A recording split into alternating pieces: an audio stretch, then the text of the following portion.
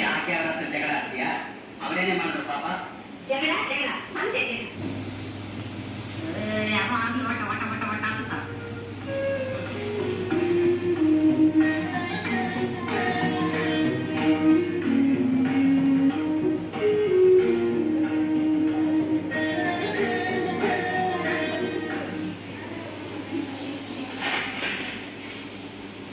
ಇದನ್ನ ತಗೊಂಡು ಕೊಟ್ಟು ಎರಡು ಅರ್ಜಿ ತಗೊಂಡು ಅವ್ರು ಕೊಡಲ್ಲ ಅಂದ್ರೆ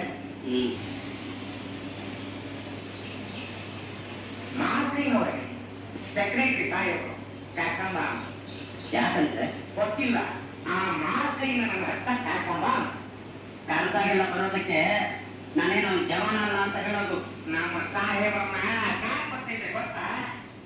ನಾನು ನೀವು ತಾವಿವತ್ತ ಸರ್ವೀಸ್ ಮಾಡಬಾರ್ದು ಆ ಬಟ್ಟೆ ನೋಡಕ್ಕಿಲ್ಲ ಅವತ್ತು ಅವ್ರು ವಿಚಾರದಾಗ ಬೇಗ ಹಾಕಿ ಮಾತಾಡಿ ಈಗ ತೀವ್ರವರ್ತನ ಸಾಕಾಗಿಲ್ಲ.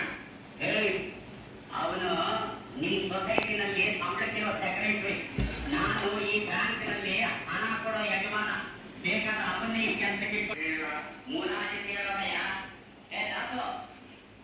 ಅವನು ಯಾಕೆ ಅಷ್ಟೊಂದು ಬಲ ಹೇಳ್ಕೊಡ್ತೀನಲ್ಲ, ನಿನ್ನಿಂದ ಅವನಿಗೇನು ಮಾಮೂಲಿ ಗಿಡ್ತಾ ಇಲ್ಲ. ಅದಕ್ಕೆ ಆ ಬಡ್ಡಿ ಮಗನಿಂದ ನನಗೆ ನೋಡ್ತೇವೆ ಒಂದು ಮಟ್ಟ ಉಂಟಲ್ಲ ಅಂತ ಹಾಗೆಯ ಅವನು ಇರೋಟಂತ 50 ಉಂಟಲ್ಲ 10 ಉಂಟಲ್ಲ.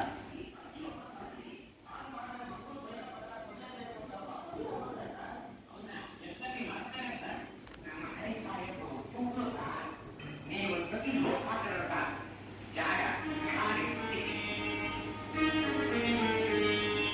ಅವರಲ್ಲಿರೋ ಅಧಿಕಾರಿಗಳು ಯಾವಾಗಲೂ ಹೀಗೇನೆ.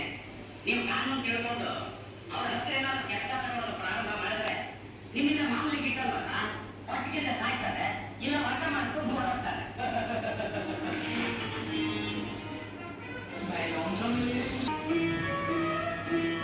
ಮೊದಲು ಅದನ್ನ ಹೇಳ್ರಿ, ಇದು ಸಂಸ್ಥೆಗೆ ತಗೊಂಡು ನಿಮ್ಮ ಕಡೆ ಬಂದು ಅದು ನಿಮ್ದು ಅಲ್ಲ, ಸೊಸೈಟಿ ಫಾರ್ಮ್. ಈ ಸೊಸೈಟಿ ಮೆಂಬರ್ ಅಂತೆ. ಹೌದ್ರೆ